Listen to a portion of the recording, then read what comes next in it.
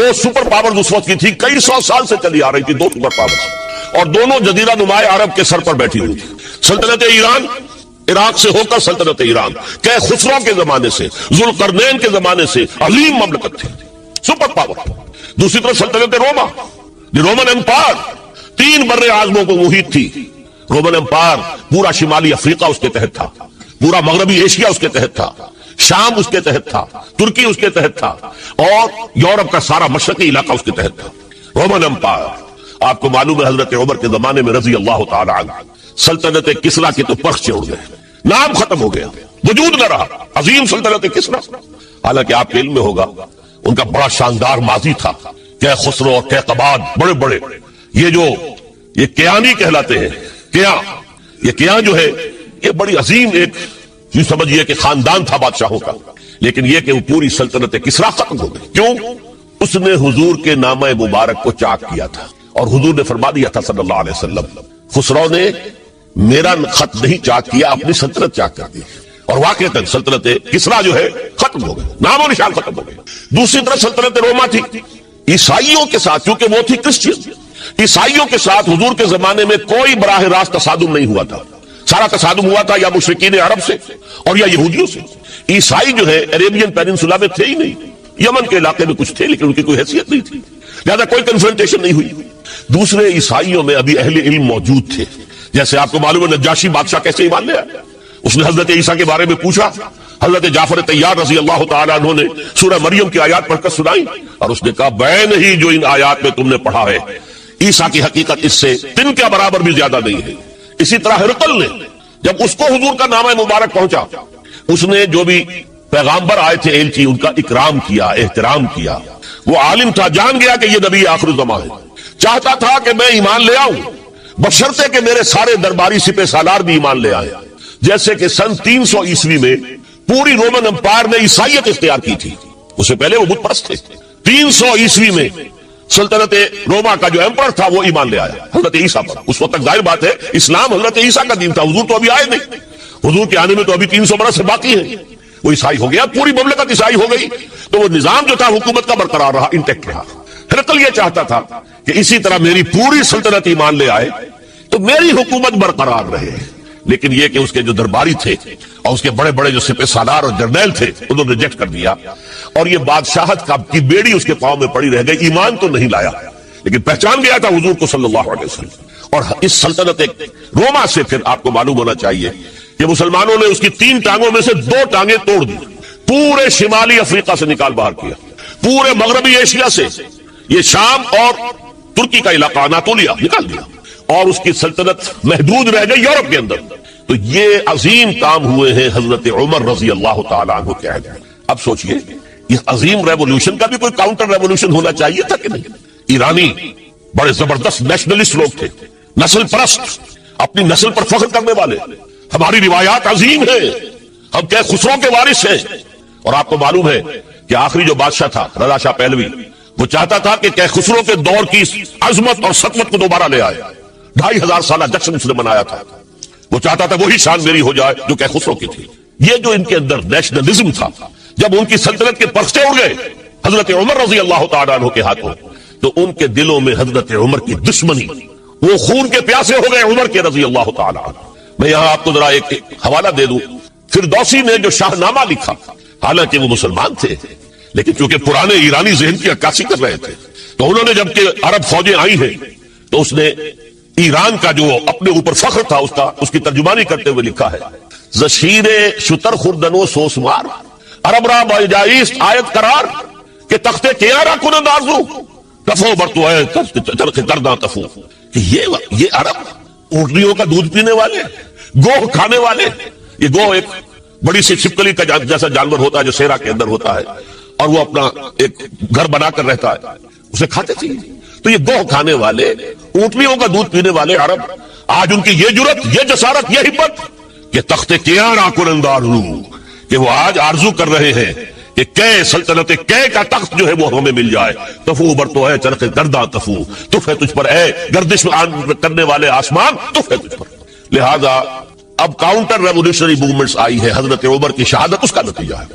ہرمزان ایک جرنیل تھا، اور اس کے جنگی جرائم اتنے شدید تھے ایرانی کے کہ واجب القتل تھا. وہ گرفتار ہو کر حضرت عمر کے سامنے پیش کیا گیا. حضرت عمر نے فرمایا یہ واجب القتل ہے، اس کی گردن اڑا دی جائے. اس کی چالاکی دیکھیے، اس نے کہا امیر المومنین، اے مسلمانوں کے امیر عمر رضی اللہ تعالی عنہ، مجھے ذرا پانی پلوا دیجیے. حضرت عمر نے فرمایا پانی لا دو.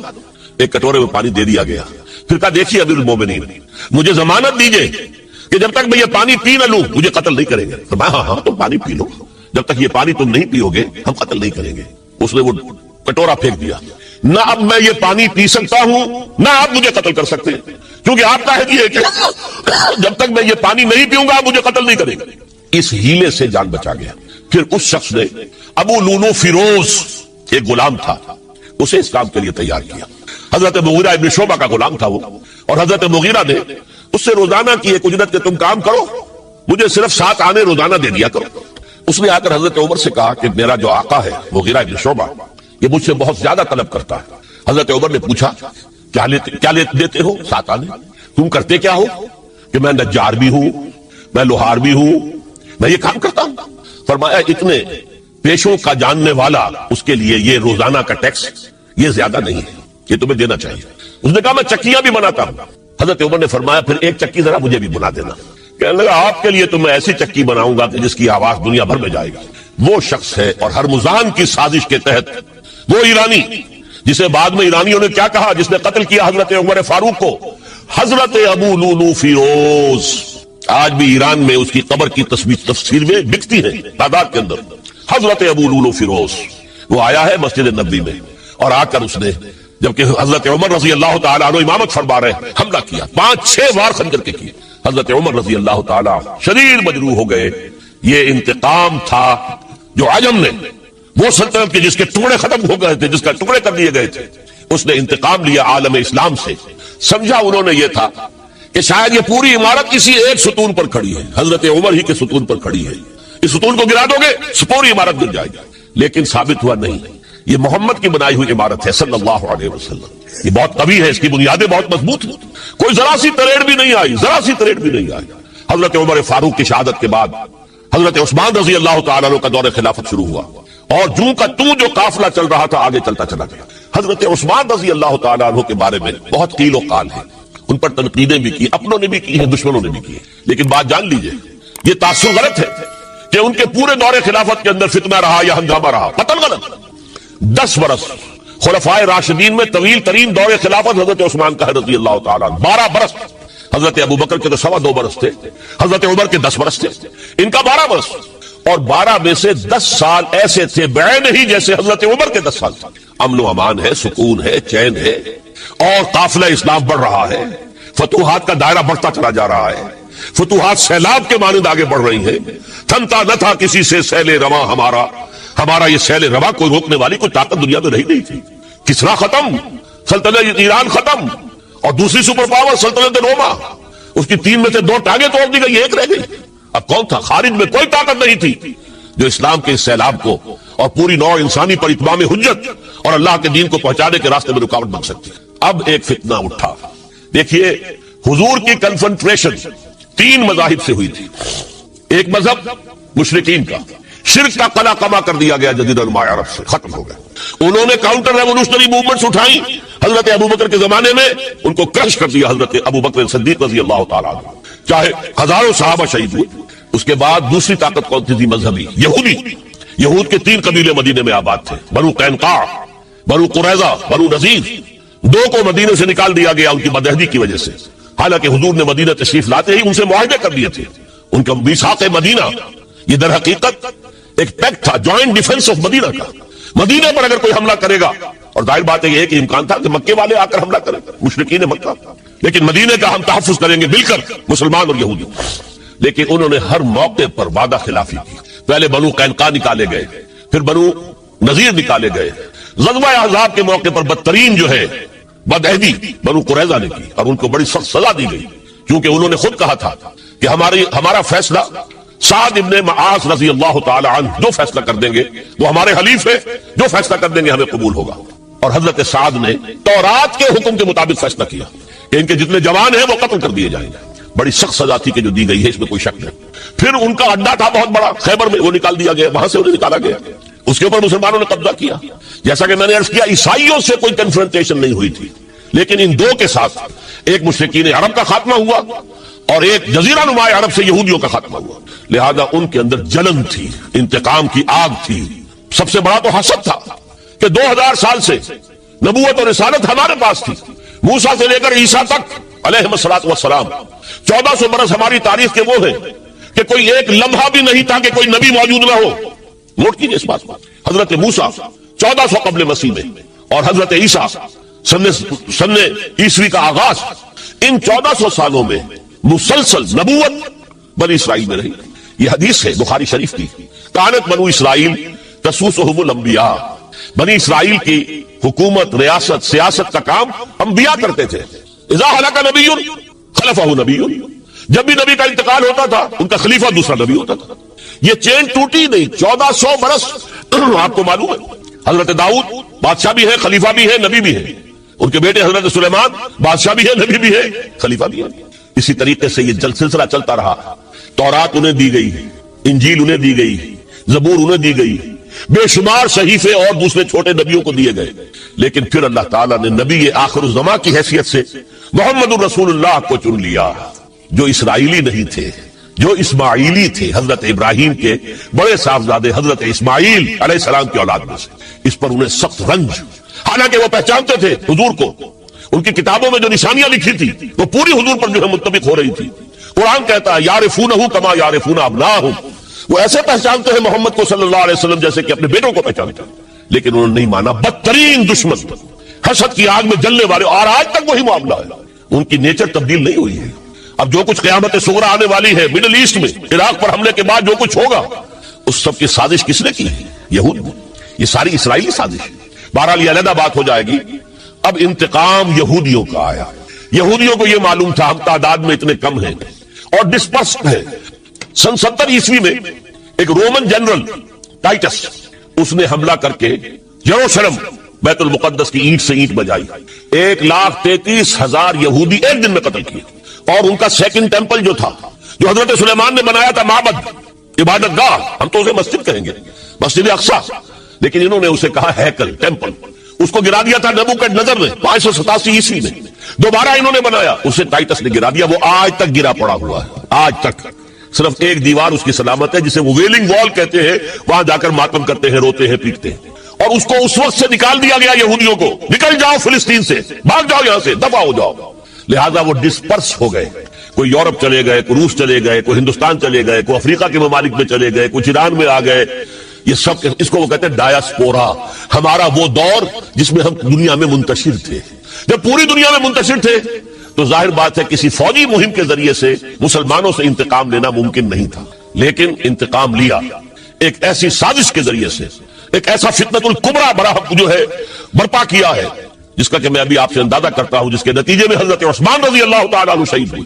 اس کو یوں سمجھیے کہ حضور کے دور میں جن لوگوں نے شہادتیں پیش کی، انہوں نے اسلام کو قائم کرنے کے لیے شہادتیں دی. اب دور خلافت راشدہ میں جو شہادتیں پیش کی گئی وہ اسلام کو قائم رکھنے کے لیے. جو عمارت بن گئی ہے اب گرنے نہ پائے، اسے دشمن گرا نہ دے، اس ڈیفنس کے اندر، اس تحفظ کے اندر جانے دی ہزاروں نے. اللہ کا اٹل فیصلہ ہے، وہ اپنے نور کا اتمام فرما کر رہے گا. وَلَوْ كَرِهَ الْكَافِرُونَ، کا یہ کافروں کو کتنا ہی ناپسند. دوسری جگہ فرمایا يُرِيدُونَ أَن يُطْفِئُوا نُورَ اللَّهِ بِأَفْوَاهِهِمْ وَيَأْبَى اللَّهُ إِلَّا أَن يُتِمَّ نُورَهُ. یہ تلے ہوئے ہیں کہ اللہ کے نور کو اپنے منہ کی پھونکوں سے بجھا دے، اور اللہ کو ہرگز منظور نہیں ہے مگر صرف یہ کہ وہ اپنے دین کا، اپنے نور کا اتمام فرما کر رہے. یہاں یریدون کا فاعل کون ہے؟ کون تلے ہوئے؟ عام طور پر شاید ہم تمام کفار کو اس میں جمع کر جاتے ہیں. تعین کے ساتھ یہاں یہودی مراد ہے. سورہ صف اور سورہ توبہ دونوں میں اس سے قبل یہود کا تذکرہ ہے. یہودی تلا ہوا ہے. یہودیوں کا اٹل فیصلہ ہے کہ وہ اللہ کے نور کو اپنے منہ کی پھونکوں سے بجھائے گا. اس کو اچھی طرح نوٹ کر لیجئے کہ تاریخ انسانی میں خیر و شر کی جو کشمکش رہی ہے، ہمارا ایمان یہ ہے کہ اصل میں ایک طرف ابلیس اور اس کی ذریت ہے، صلبی بھی مانوی بھی، دوسری طرف اللہ کے رسول اور ان کے امتی رہے. ستیزہ کار رہا ہے ازل سے تا امروز، چراغ مصطفی سے شرار بولا بھی کشمکش جاری. قرآن مجید میں 7 مقامات پر قصہ آدم و ابلیس ہے.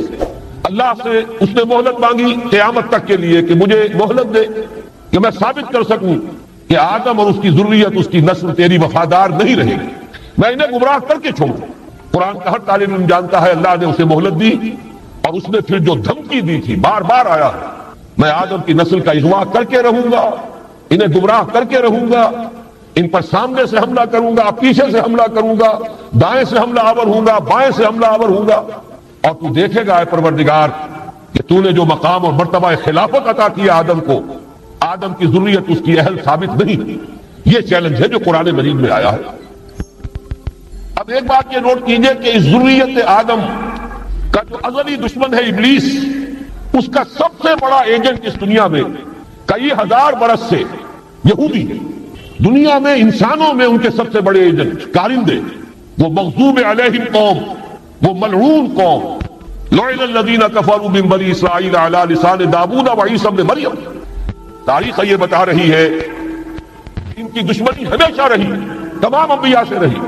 حضرت مسیح علیہ السلام کو انہوں نے اپنے بچپن سے سولی پر چڑھایا، خود نبی اکرم صلی اللہ علیہ وسلم اور آپ کے صحابہ کے ساتھ جو معاملہ رہا، میں اس پر تاریخ اور سیرت بیان نہیں کر سکتا، صرف قرآن مجید کی گواہی دے رہا ہوں۔ لَتَجِدَنَّ أَشَدَّ النَّاسِ عَدَاوَةً لِلَّذِينَ آمَنُوا الْيَهُودَ وَالَّذِينَ أَشْرَكُوا۔ تمام انسانوں میں مسلمانوں کے بدترین دشمن یہودی اور مشرک ہیں۔ یہ یہودی میں چاہتا ہوں کہ تاریخ جو ہماری امت مسلمہ کی ہے اس کے حوالے سے ان کا جو بھی کردار رہا ہے اس پر ایک نظر ڈال لیجیے۔ سب سے پہلے عبداللہ ابن سبا یہودی نے اسلام کا لبادہ اوڑھ کر مسلمانوں کو آپس میں ٹکرایا، الفتنۃ الکبریٰ۔ 1,00,000 مسلمان ایک دوسرے کی تلواروں اور نیزوں سے ختم ہوئے۔ خلافت کی توسیع کا جو سیلاب چل رہا تھا، تھمتا نہ تھا کسی سے سیل رواں ہمارا، وہ آپس کی چپتلش سے، خانہ جنگی سے اس سیلاب کے آگے بڑھنے کی توسیع کا معاملہ ختم ہو گیا۔ اس کے بعد تاریخ ایک عجیب حقیقت سامنے لاتی جس کی گواہی خود انہوں نے دی ہے۔ بن گوریان نے جو کتاب لکھی ہے اس میں تسلیم کیا مسلمانوں کی مہربانی، ایک رؤوف اور رحیم رسول کی امتی ہونے کے ناطے ان میں شفقت اور رحمت، جیسے اللہ تعالیٰ نے حضور سے کہا قرآن میں 2 مرتبہ، اے نبی آپ کی رافت اور شفقت سے یہ کافر اور منافق فائدہ نہ اٹھانے پائیں، یا ایھا النبی جاہد الکفار والمنافقین واغلظ علیہم، ان پر سختی کی۔ لیکن یہ کہ حضور کا اپنا ایک مزاج تھا، شفقت، رحمت للعالمین بنا کر بھیجے گئے، اسی کا عکس تھا صحابہ کرام نے۔ سب سے پہلا سہارا جو انہیں ملا ہے 550 برس کے بعد انہیں یروشلم میں داخلے کی اجازت حضرت عمر نے دی ہے رضی اللہ تعالیٰ، ورنہ 70 عیسوی میں جب ٹائٹس نے یروشلم کو برباد کیا، ہیکل سلیمانی کو مسمار کیا، 1,33,000 یہودی ایک دن میں قتل کیے، اور اس وقت سے جو جلا وطن کیا ہے تو یہ یروشلم میں داخل نہیں ہو سکتے تھے 550 برس تک، تاکہ اللہ تعالیٰ نے حضرت عمر رضی اللہ تعالیٰ عنہ کے دست مبارک پر یروشلم کو فتح کرایا، اور آپ نے پھر اس کو ڈکلیئر کیا اوپن سٹی، یہاں عیسائی بھی آئے، یہودی بھی آئے، اگرچہ ایک حقیقت تاریخی لوگوں کے علم میں نہیں ہے۔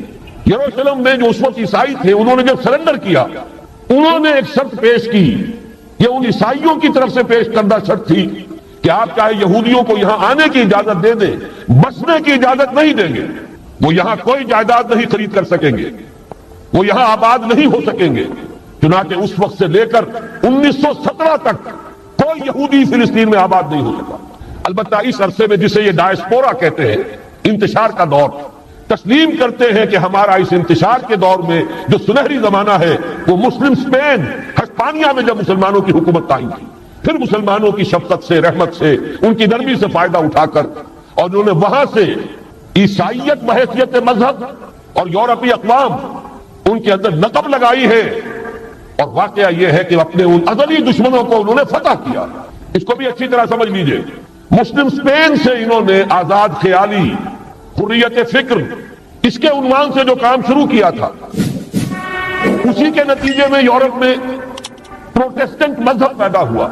جب تک رومن کیتھولک مذہب کا وہاں غلبہ تھا، وہاں یہودیوں پہ بہت سخت پرسیکیوشن بھی ہوتی تھی، انہیں سودی کاروبار کرنے کی اجازت نہیں تھی، لیکن انہوں نے پروٹیسٹنٹس کے ذریعے سے سودی کاروبار کی اجازت لی۔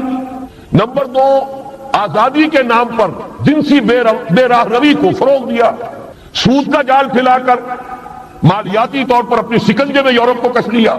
اور تیسری طرف سائنٹیفک جو ترقی ہو رہی تھی اس کا رخ مادہ پرستی کی طرف پھیر کر جدید دجالی تہذیب کی بنیاد ڈالی۔ علم تو بہت بڑی نعمت ہے، لیکن یہ علم انسان کے لیے مضر ثابت ہوا کیوں؟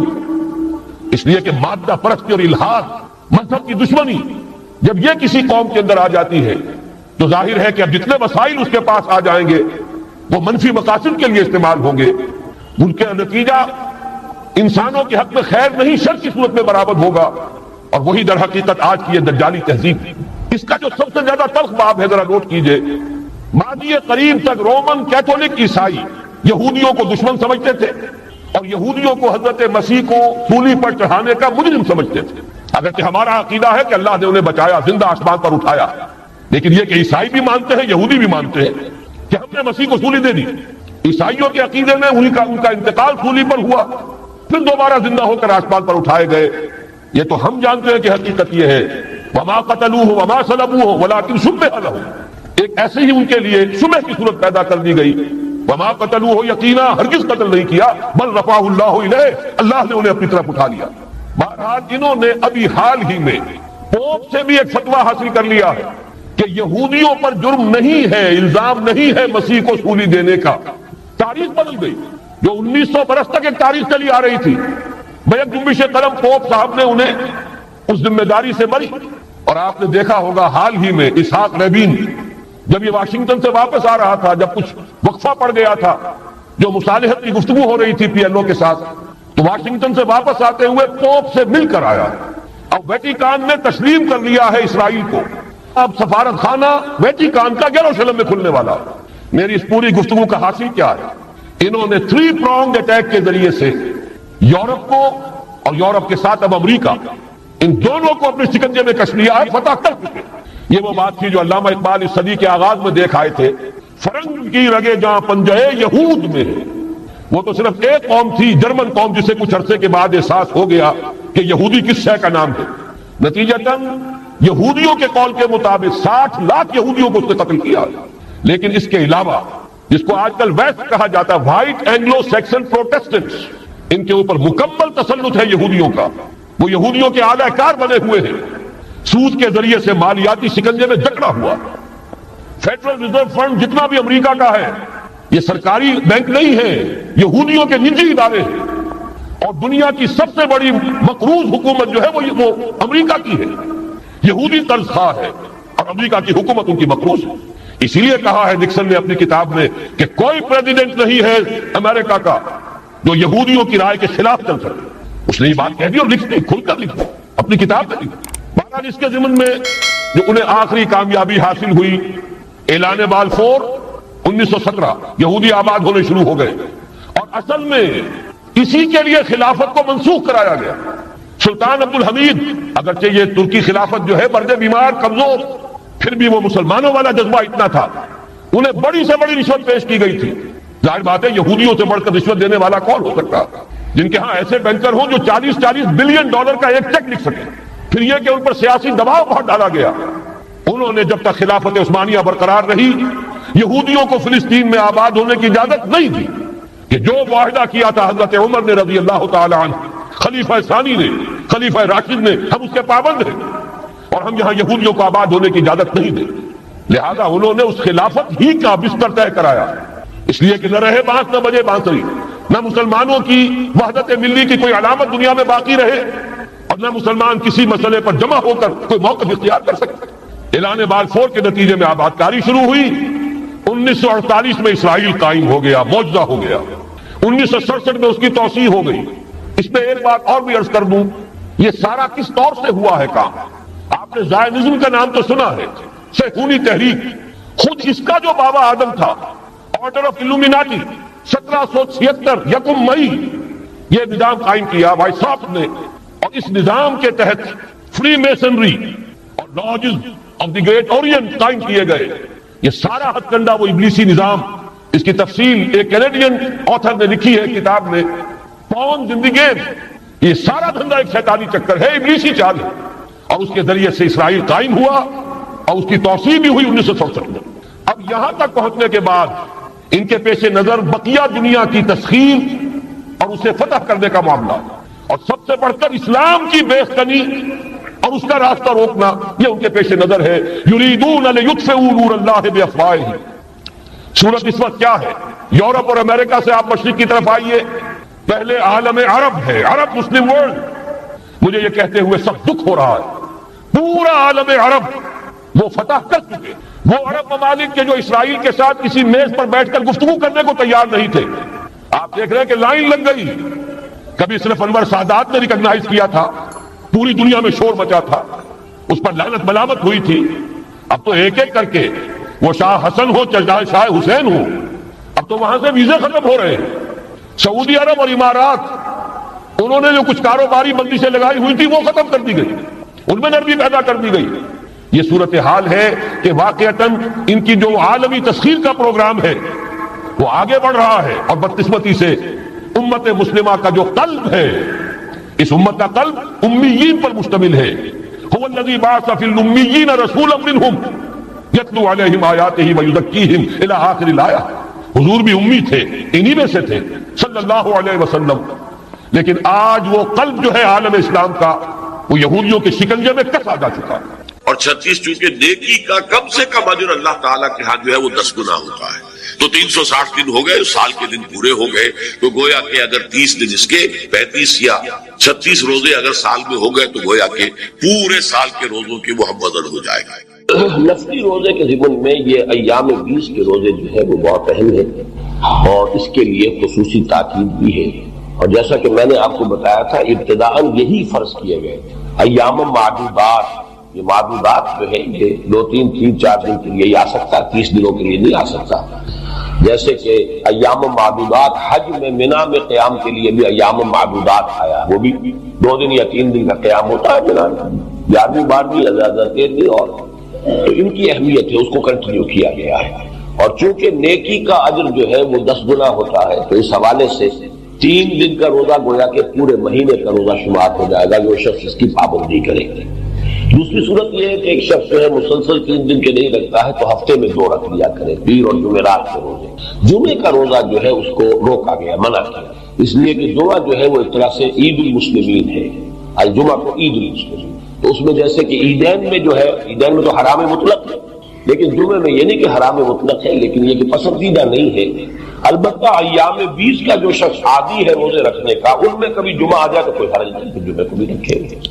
یہ ہے نفلی روزوں کے بارے میں. باقی یہ کہ چونکہ اس میں بھی نوٹ کیجئے کہ چونکہ اس رمضان کے روزے کے بعد بھی 6 روزے شوال میں ہوتے ہیں، وہ جو ہے اسی لیے فرمایا کہ جو 6 روزے شوال کو بھی رکھ لے گا وہ گویا کہ صائم الدہر شمار ہوگا. 30 یہ 6 اور 36 ہو گئے، 10 سے ضرب یہ پھر 360 ہوگا. اس حوالے سے اگر آپ وہ رکھنا چاہیں جو بھی اس کا ہو اپنے ذوق کے مطابق، وہی ایام 20 کہلاتے ہیں. 13 14 15 ایام 20 اس لیے کہلاتے ہیں کہ اس کی راتیں روشن ہوتی ہیں. 13ویں کا چاند، 14ویں کا چاند، 15ویں کا چاند، تو راتیں روشن. تو یہ ابیض کی جمع 20 ہے. ابیض کہتے ہیں سفید، یہ سفید راتیں ہوتی ہیں. تو اس طرح سے روح بیدار ہوگی تو وہ پیاس جو اس کے اندر پیدا ہوئی ہے وہ کدھر متوجہ ہوگی؟ اپنے پروردگار کی طرف. یہ ربط ہے اگلی آیت کا، آپ پڑھیے وَإِذَا سَأَلَكَ عِبَادِي عَنِّي فَإِنِّي قَرِيبٌ. جب یہ روح بیدار ہو کر اپنے مرکز کی طرف متوجہ ہوگی، اپنے منبع اور سرچشمے کی طرف متوجہ ہوگی، اپنے مبدا کی طرف متوجہ ہوگی، تو اے میرے نبی صلی اللہ علیہ وسلم جب میرے بندے آپ سے میرے بارے میں پوچھیں فَإِنِّي قَرِيبٌ، انہیں بتا دیجئے میں قریب ہی ہوں، کہیں دور نہیں. اس کی رگے جان سے بھی زیادہ قریب. ہم قریب ہیں، جب چاہو ہمیں پکارو، جب چاہو دعا کرو، جب چاہو باریابی حاصل کر لو. ہم تو مائل پہ کرم ہے، کوئی سائل ہی نہیں. ہم تو ہر روز رات کے آخری گھڑیوں میں سبائے دنیا تک نزول فرماتے ہیں، اور ہماری طرف سے پکارنے والا پکارتا ہے حل من مستغفر فاغفر لہ. ہے کوئی استغفار کرنے والا کہ میں اسے بخش دوں؟ ہے کوئی مانگنے والا حل من سائل فاعطیہ، ہے کوئی مانگنے والا جسے میں دوں؟ تم سوئے ہوتے ہو، ہم تو غافل نہیں. تو متوجہ تو ہو، آؤ تو صحیح ہماری طرف. حدیث قدسی میں آیا ہے میرا بندہ میری طرف چل کر آتا ہے، میں دوڑ کر آتا ہوں. وہ بارش بھر آتا ہے، میں ہاتھ بھر آتا ہوں. میرا بندہ میرا ذکر اپنے دل میں کرتا ہے، میں اپنے جی میں اس کا ذکر کرتا ہوں، یاد کرتا ہوں. اور میرا بندہ اگر کسی محفل میں میرا ذکر کرتا ہے، میں اس سے بہت اعلیٰ محفل میں اس کا ذکر کرتا ہوں، بلائے اعلیٰ کی محفل میں ذکر کرتا ہوں. یعنی کہ الفاظ ہیں کہ تو تم غافل ہو بھائی ہم سے، ہم تو غافل نہیں. اغیب و ذو اللطائف لا یغیب وارجو ہو رجال لا یخیب، میں غائب ہو جاتا ہوں، وہ تو غائب ہونے والی ہستی ہی نہیں ہے. ہر آن موجود، وہ معکم اینما کنتم وَإِذَا سَأَلَكَ عِبَادِي عَنِّي فَإِنِّي قَرِيبٌ أُجِيبُ دَعْوَةَ الدَّاعِ إِذَا دَعَانِ فَلْيَسْتَجِيبُوا لِي. لیکن اب آئی بات اصل، یہ دو طرفہ بات ہوگی. مجھ سے دعا کرو، کسی وقت کی پابندی نہیں، کسی جگہ کی پابندی نہیں، ناپاکی کی حالت میں ہو تب بھی دعا کر سکتے ہو. میری کتاب کو ہاتھ مت لگانا، مجھ سے دعا کر سکتے ہو، دعا پہ کوئی پابندی نہیں. لیٹے مانگو، بیٹھے مانگو، ناپاکی میں مانگو، پاکی میں مانگو، جب چاہو مانگو، دعا میں کوئی خطر نہیں. اور جہاں پارو گے there and then I will listen to you and I will grant your prayers. اجیبو جو ہے، اجیبو دونوں مان، جواب دینا اور قبول کرنا. اجابت استجابت دونوں کا ایک ہی مفہوم ہے، جواب دینا اور قبول کرنا. اجیبو دعوت الداعی اذا دعان، میں تو ہر پکارنے والے کی پکار کو سنتا ہوں، قبول کرتا ہوں جب بھی وہ مجھے پکارتا ہے. لیکن فَلْيَسْتَجِيبُوا لِي، میرا بھی تو کہنا مانو. چاہیے کہ یہ بھی میرا کہنا مانے، مجھ سے محبت کریں، مجھ سے لو لگائیں، میرے دین کے لیے اپنے آپ کو وقف کریں. ان صلاتی و نسکی و محیای و مماتی للہ رب العالمین، میرے باغیوں کے خلاف بغاوت کریں، میرے دین کا جھنڈا اونچا کریں. یہ سارے احکام ہیں کہ قرآن میں. قاتلوہم، جیسا کہ میں نے آپ کو بتایا اگلے ہی رکوع میں قتال کا حکم آ رہا ہے. اب وہ گھوڑوں کو روزہ رکھواتے تھے، بتا دیا یہ روزہ تمہیں کس لیے رکھوایا جا رہا ہے. اگلے ہی رکوع کے اندر حکم ہے قاتلوا فی سبیل اللہ الذین یقاتلونکم وقاتلوہم حتی لا تکون فتنۃ ویکون الدین للہ. اللہ کے لیے دین ہو جائے، پورا کا پورا نظام اللہ کے تابع آ جائے. اس کے لیے پہلے دعوت دو، محنت کرو، جد و جہد کرو، اس دعوت کے نتیجے میں جمعیت فراہم کرو. جب جمعیت اتنی ہو جائے کہ پھر اس باطل نظام کے خلاف بغاوت کر سکو تو کرو بغاوت. اگر باطل نظام کے خلاف بغاوت نہیں کرتے ہو تو پھر ہم سے بغاوت ہے تمہاری.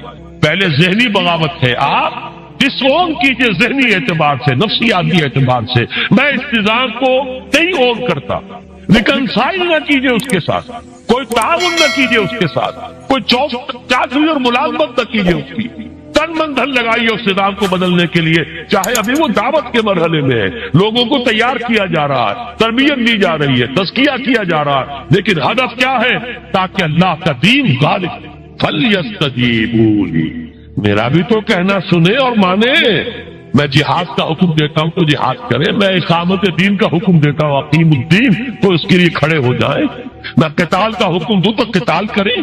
فَلْيَسْتَجِيبُوا لِي وَلْيُؤْمِنُوا بِي، اور مجھ پر ہی اپنا ایمان پختہ رکھیں. توکل کریں تو مجھ پر کریں، محبت کریں تو مجھ سے، راضی رہے تو میری تقدیر پر راضی رہے. توکل ہو، راضی برضائے رب ہو، اطاعت ہو، جب تک یہ ساری چیزیں اللہ کے لیے نہ ہو جائیں. وَالَّذِينَ آمَنُوا أَشَدُّ حُبًّا لِلَّهِ، اصل میں تو مومن وہ ہوتے ہیں جو سب سے بڑھ کر شدید ترین محبت اللہ سے کرتے ہیں. قُلْ إِنْ كَانَ آبَاؤُكُمْ وَأَبْنَاؤُكُمْ وَإِخْوَانُكُمْ وَأَزْوَاجُكُمْ وَعَشِيرَتُكُمْ وَأَمْوَالٌ اقْتَرَفْتُمُوهَا وَتِجَارَةٌ تَخْشَوْنَ كَسَادَهَا وَمَسَاكِنُ تَرْضَوْنَهَا أَحَبَّ إِلَيْكُم مِّنَ اللَّهِ وَرَسُولِهِ وَجِهَادٍ فِي سَبِيلِهِ فَتَرَبَّصُوا حَتَّىٰ يَأْتِيَ اللَّهُ بِأَمْرِهِ وَاللَّهُ لَا يَهْدِي الْقَوْمَ الْفَاسِقِينَ.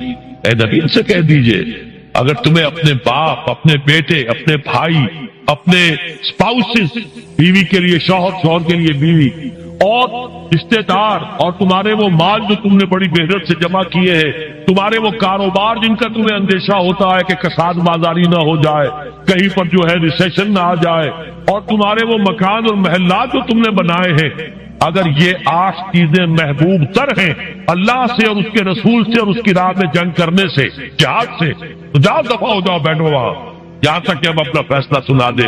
اور اللہ ایسے فاسقوں کو، ایسے ناہنجاروں کو ہدایت نہیں دیتا. یہ ہے قرآن آیت نمبر 24 سورہ توبہ. فَلْيَسْتَجِيبُوا لِي وَلْيُؤْمِنُوا بِي لَعَلَّهُمْ يَرْشُدُونَ. اب وہ لفظ آ گیا رشد. دیکھیے پہلے آیا تھا لَعَلَّكُمْ تَتَّقُونَ. روزہ، مجرد روزہ تقوی پیدا کر دے گا، ضبط نفس. اور ضبط نفس بھی وہ جو حکم خداوندی کا تابع ہے. یہ روزے کی ریاضت ہے، روزے کی ریاضت کا حاصل. رمضان کے روزے کے ساتھ قیام اللیل کا دو گنا پروگرام، دن میں روزہ، رات کا قیام خوراک کے ساتھ۔ اس کا پہلا نتیجہ کیا ہے؟ لعلکم تشکرون، تاکہ قرآن کی عظمت منکشف ہو جائے، قرآن کی قدر و قیمت سے تم آگاہ ہو جاؤ، تمہیں معلوم ہو جائے کتنی بڑی دولت ہے جو اللہ نے دی ہے۔ اور آخری بات یہ، جب تمہاری روح بیدار ہو جائے گی، اپنے مالک کے ساتھ ہم کلام ہوگی، اسی کا نام دعا ہے۔ دعا ہے جس کے بارے میں حضور نے فرمایا الدعاء اخ العبادہ، یہ عبادت کا جوہر ہے۔ الدعاء هو العبادہ، دعا ہی تو اصل عبادت ہے۔ یہ دعا ہی تو ہمیں میسر نہیں ہے۔ 17 رکعتیں پڑھ لی ہیں ہم نے عشاء کی، لیکن اللہ کے ساتھ کوئی لوگ نہیں لگی، ادھر کی ادھر کی سوچیں آ رہی ہیں۔ 17 رکعتیں پڑھی ہوں یا 7 پڑھی ہوں 10 پڑھی ہوں، آپ کو اجر ملے گا، لیکن آپ کو دعا کی نصیب نہیں ہوئی۔